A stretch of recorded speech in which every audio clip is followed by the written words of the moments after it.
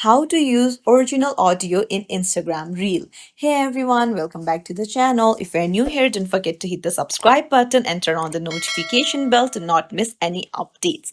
So if you want to use your own audio like audio from YouTube, then you can go to YouTube and search for the video, and then you can screen record it by swiping on the notification bar from the right side. So after screen recording the video, go to Instagram again and tap on the plus sign on the bottom and then choose the reel option.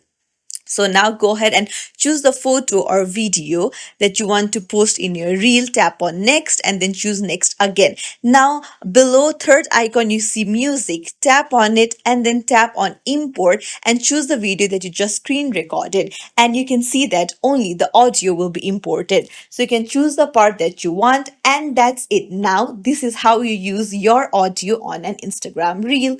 If you found this tutorial helpful, don't forget to like and subscribe to our channel for more tips and tricks. Thank you for watching. See you in the next video, everyone.